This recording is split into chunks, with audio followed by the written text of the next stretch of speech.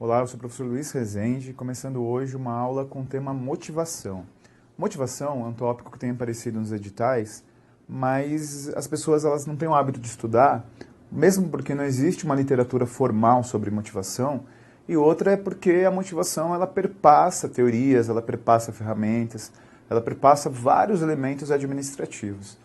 Então, tome cuidado, porque cai eventualmente questões sobre motivação, e quando cai, gera um pouco de confusão, porque é o tipo de tema que, por exemplo, não é igual como planejamento, não é como gestão por competências, não é como liderança. Então, motivação é algo muito fluido, e essa aula tem por objetivo trabalhar um pouquinho o aspecto da motivação e trabalhar como cai em prova, vinculado a teorias, vinculado a ferramentas, coisa e tal. Bom, para começar, desde que existe a administração, existe a motivação. Então a motivação não é algo recente.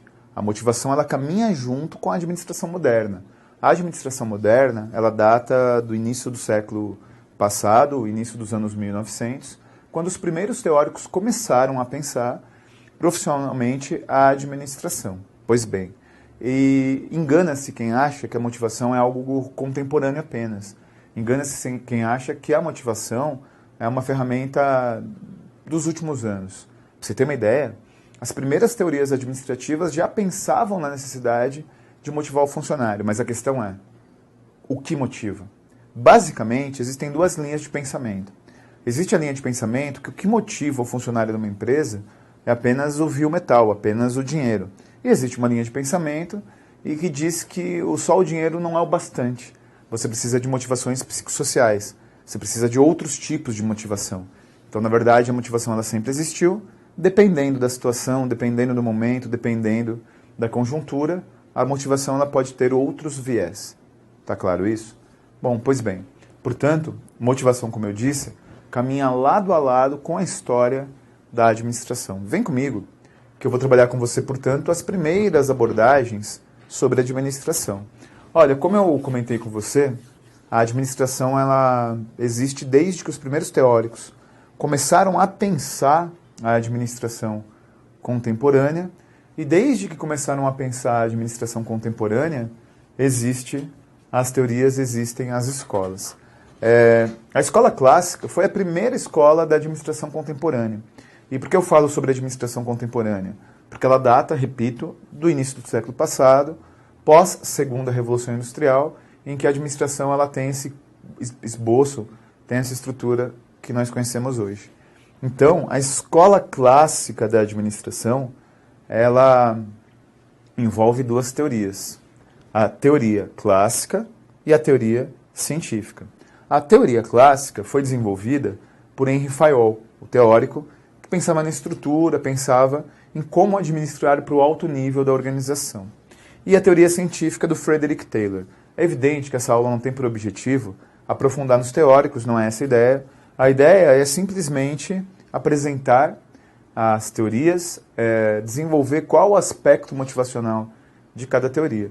Então, a teoria clássica da administração, desenvolvida por Henri Fayol, a teoria científica da administração, desenvolvida por Frederick Taylor. Essas duas teorias, elas formam a escola clássica. E uma coisa em comum entre essas duas teorias, tanto a teoria clássica do Fayol, quanto a teoria científica do Frederick Taylor, que de conjunto formam a escola clássica, pensam o homem como um ser meramente econômico. Então, por exemplo, o Frederick Taylor ele tem uma equação muito simples, que é a seguinte: o melhor homem, combinado a melhor técnica, resulta em melhores remunerações e melhor produtividade para a empresa. Então, olha como a vida, entre aspas, é fácil para esses caras aqui, porque afinal de contas, basta você ter uma técnica, basta você ter o homem adequado para essa técnica, que ele vai produzir mais, e como fruto da melhor produtividade ele vai receber mais, e a empresa vai ter mais lucratividade. Antes a vida fosse tão simples assim, né? Então, para eles, a motivação é baseada na remuneração. Se a motivação é baseada única e exclusivamente na motivação, o homem é descrito pela teoria clássica, pela teoria científica, pela escola clássica, como um ser econômico, como um ser que só se motiva por remuneração. Você se considera um ser econômico ou um ser social? Você se considera um ser que é focado e baseado em questões meramente econômicas e financeiras, ou você é um ser que se motiva por outros aspectos? Você pode até achar que você é um ser econômico, mas não é. Tome cuidado, hein? Um ser social, um ser que se motiva por aspectos sociais, ele também precisa da remuneração. Em nenhum momento um ser social, uma pessoa que se motiva por outras questões além do salário, deixa de entender o salário como uma necessidade. Só o salário não compensa. Só o salário não é suficiente para motivar. Essa é a ideia, esse é o contexto. Deu para entender? Então, nesse sentido, a primeira abordagem motivacional da administração, ela nasce com esses dois teóricos, com essa escola que congrega esses dois teóricos, e entende a motivação como algo meramente vinculado à questão remuneratória, à questão financeira. Bom, pois bem, motivação por remuneração, como eu disse, é a primeira motivação do serviço público. Porém, o mundo do trabalho foi se desenvolvendo e os teóricos começaram a perceber que motivar só por dinheiro não era o bastante. Que você podia até pagar mais salário, mas as pessoas reivindicavam outras coisas. Olha, deixa eu te falar uma coisa importante. Recentemente, os auditores da Receita Federal entraram em greve, auditores e analistas. Você sabe, né, que a carreira do auditor e do analista, você sabe que o salário do auditor e do analista são dos maiores que existem. E por que um auditor e um analista da Receita Federal, mesmo ganhando um baita salário, fazem greve? Porque eles reivindicam plano de carreira, reivindicam melhores condições de trabalho, reivindicam não ter assédio moral na empresa. Então existem outros aspectos para além do salário. E é por isso que nós vamos agora ao próximo teórico, que é a teoria das relações humanas, que é baseada na motivação psicossocial. Então vem comigo. Olha só, a teoria das relações humanas é a teoria desenvolvida por um teórico chamado Elton Mayo. Então o Elton Mayo é o teórico da teoria das relações humanas. E o Elton Mayo, ele defende que a motivação, ela não é apenas uma questão financeira. As pessoas não se motivam apenas por questão remuneratória. A motivação para o Elton Mayo tem outras matizes. A motivação para o Elton Mayo tem outras origens. Portanto, a teoria das relações humanas entende que o empirismo é importante. Vamos entender o que é o empírico. Para os clássicos lá que eu falei para você, não existia espaço para o empírico. Não existia espaço para você motivar a pessoa por questões psicossociais. Então, assim, lá na teoria clássica, na escola clássica da administração, o funcionário, ele não tinha direito de empiricamente sugerir mudanças no processo produtivo. Agora, quando você tem a teoria das relações humanas, o empírico, ele é algo que é considerável. O que seria empírico? Quando você compra um telefone celular novo, você trabalha com esse telefone celular, você mexe com o telefone celular, um novo telefone celular, pelo empírico ou pela técnica? Pelo empírico. Você tira da caixa, vai fuçando, já mete o chip, fuça ali, fuça aqui, aí você aprende a mexer no celular. Então, na verdade, você aprende a mexer no telefone celular, você aprende a manipular o telefone celular justamente pelo lado empírico da coisa. Você vai aprendendo na prática e vai fazendo. E o Elton Mayo diz que o homem deve opinar sobre o seu processo produtivo. E isso motiva. Tem um exemplo clássico que é o seguinte. Nos anos 60, todo mundo queria uma Kombi, ouvir Beatles e fumar marola, né? E aí, a Kombi vendia muito, era um dos carros que mais vendia no mundo. E a Volkswagen, na Alemanha, resolveu mudar o teto da Kombi. Resolveu fazer um rebaixo assim no teto da Kombi. E teve uma falha crítica, que começou a vazar água no teto da Kombi. E os caras não conseguiam resolver. Não conseguiam resolver o problema. Os engenheiros olhavam lá para o projeto da Kombi e não conseguiam resolver. Até que um peão da linha de produção, um peão da fábrica, ele resolveu. Na verdade, ele chegou e falou assim, dobra ali, dobra aqui, que alguma coisa acontece. Aí os caras dobraram e aconteceu. Na verdade, eles dobraram aqui, dobraram ali e deu certo o negócio. Então, empiricamente, esse dobrador de chapa, né, empiricamente esse funcionário, ele se motivou porque ele pôde opinar, mas ele não teve reajuste salarial, ele não teve plano de carreira. Ele simplesmente pôde opinar. E o empírico, ele é motivador. E o bem-estar também, né? Então, olha que interessante, os adeptos da teoria das relações humanas, os adeptos da teoria do Elton Mayo, dizem isso. Dizem que a motivação ela é baseada na participação do funcionário no dia a dia da empresa, na participação do funcionário no seu processo produtivo. Portanto, o homem não é um ser social, é um ser meramente econômico. Um homem é um ser social, ele tem motivações psicossociais. Então, qual é a memorização que você deve fazer para a prova? Escola clássica, composta de Fayol e de Taylor. Homem tem motivações econômicas e é um ser econômico. Teoria das relações humanas do Elton Mayo, o homem tem motivações sociais, tem motivações psicossociais. E, portanto, ele tem motivações baseadas em questões que vão além do dinheiro. Tranquilo? Olha só, o Elton Mayo em nenhum momento ele aprofundou quais eram essas questões sociais. Em nenhum momento este teórico ele desceu para o nível do detalhamento para dizer quais eram os aspectos motivacionais relacionados ao mundo do trabalho, ao homem no mundo do trabalho. Quem faz isso é outro teórico. Quem faz isso é Maslow. E vamos à pirâmide do Maslow, que é o aspecto da motivação. Vamos lá. Vamos a Maslow agora. Você já ouviu falar da pirâmide de Maslow? A pirâmide de Maslow é estudada em várias áreas, né? A pirâmide de Maslow é estudada na psicologia, na psicopedagogia e por aí vai. E também é estudada na administração como quando tange gestão de pessoas. A Fundação Carlos Chagas, a banca da tua prova, ela adora a pirâmide de Maslow, porque ela se encaixa exatamente na palavrinha que vai aparecer no seu edital, motivação. Então, na verdade, o que é a pirâmide de Maslow? A pirâmide de Maslow é uma pirâmide que apresenta as necessidades humanas e, cuidado com o que eu vou dizer agora, para Maslow, para o teórico original da pirâmide, tudo motiva.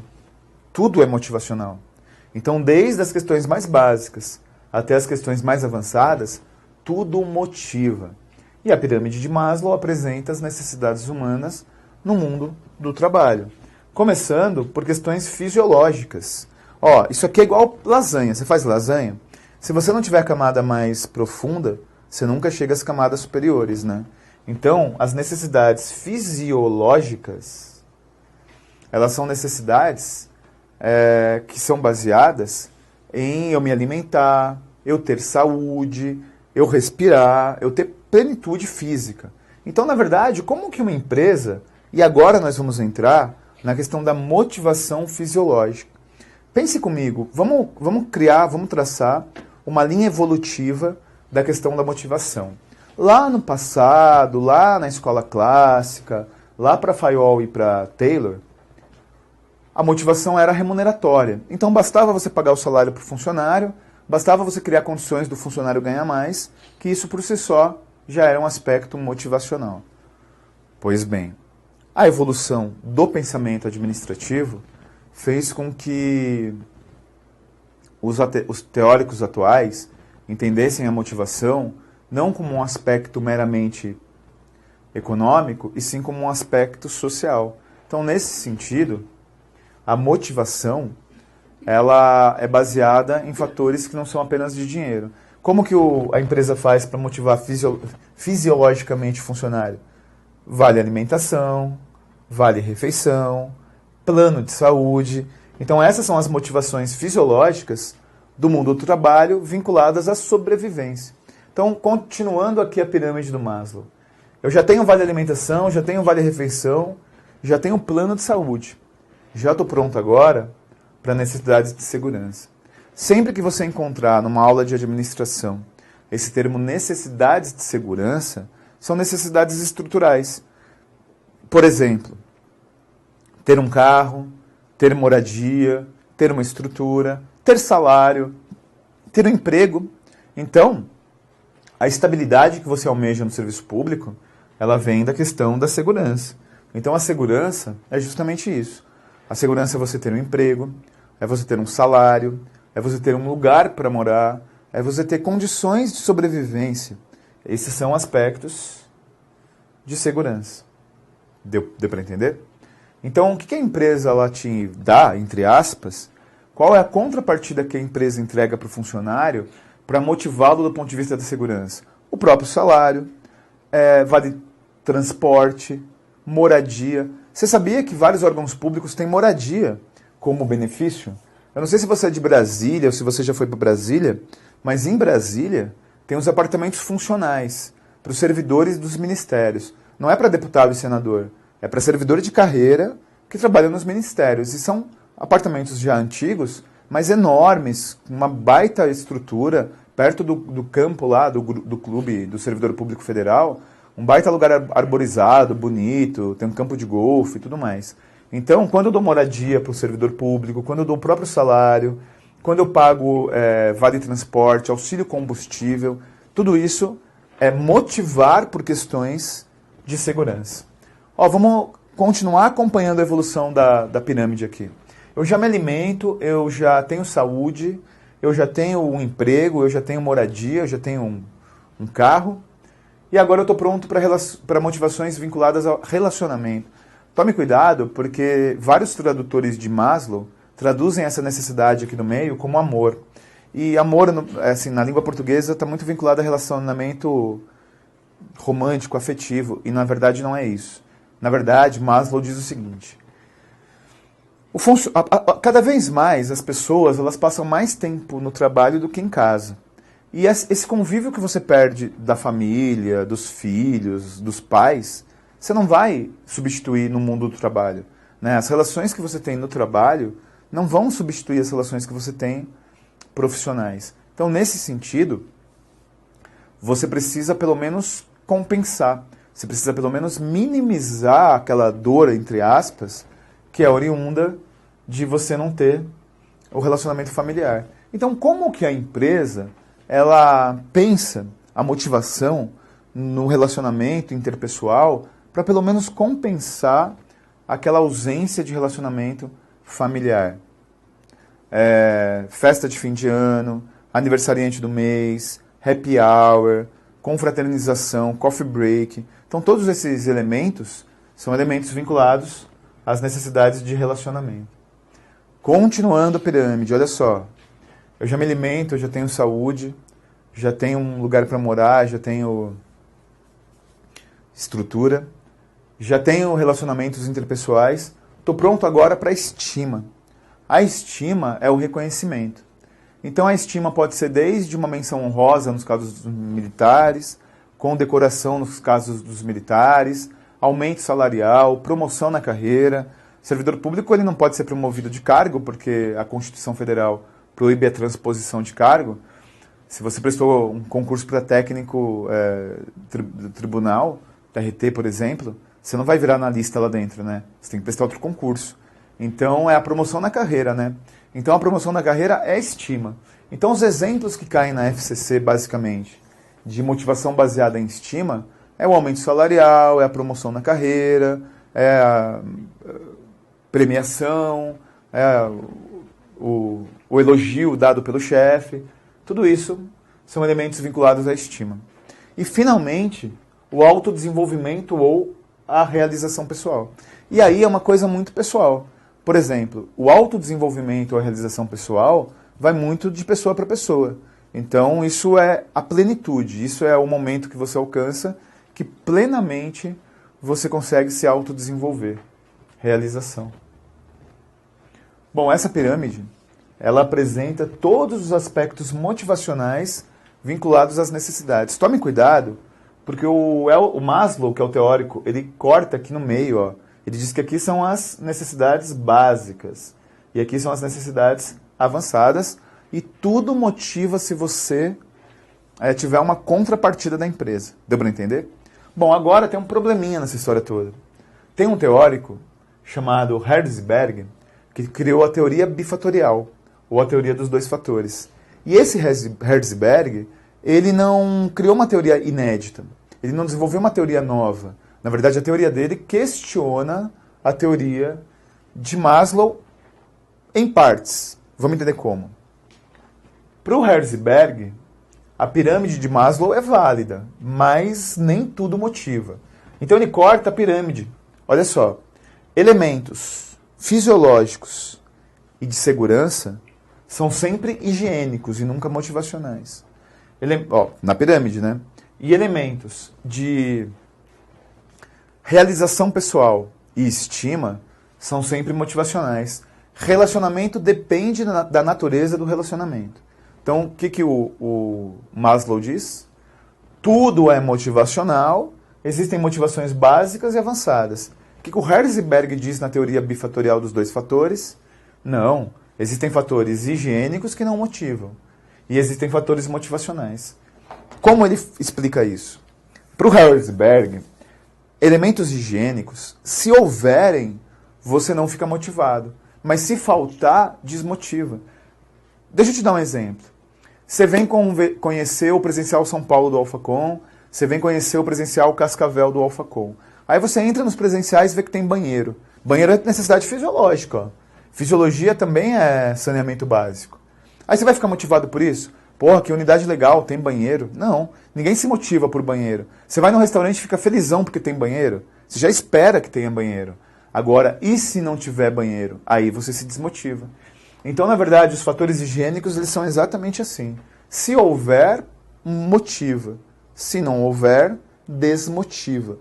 Desculpa. Se houver, não motiva. Mas se não houver, desmotiva. É igual o salário. O salário motiva? Não. O que motiva é a expectativa de ter o salário. Quando você presta concurso, o que te motiva para prestar tribunais é a expectativa de ter o salário. Depois que você conquista o salário, você já sabe que o salário cai todo mês. E você já sabe qual é o valor que cai todo mês de salário.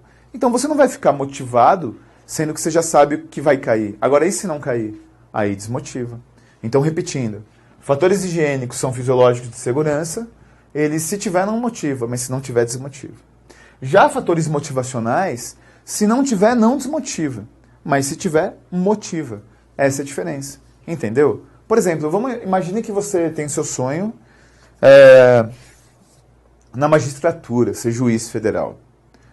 Pois bem, só que aí você presta para tribunais, para TJs, e TRTs, e TREs e tudo mais, e aí você passa no concurso para TRT, por exemplo, analista judiciário. Você não é juiz, mas a ausência do cargo de juiz, você ter conquistado outro cargo, né? A magistratura e se tornar juiz, e você ter o cargo de analista, não vai te desmotivar. Então aqui, se tiver, motiva. Nos motivacionais, mas se não tiver, não desmotiva. Deu para entender? Bom, para terminar, esse aspecto motivacional vinculado a ferramentas, mudanças e inovações são aspectos que podem causar tanto motivação quanto desmotivação. Vamos entender. Nós somos pessoas conservadoras nos hábitos. Não estou falando de questão ideológica política, não estou falando de que música você ouve, não estou falando da sua orientação sexual. Estou falando dos hábitos. Nós somos conservadores nos hábitos? Muito. Nós somos muito conservadores nos hábitos. Porque, afinal de contas, meu pai só come pizza de mussarela, ele só vai sempre o mesmo caminho, se eu fizer outro caminho de carro ele fica puto. Os alunos na sala de aula sempre sentam nas mesmas carteiras. Nós somos motivadores, conservadores nos nossos hábitos. Então, mudanças não são motivacionais. Mudanças desmotivam.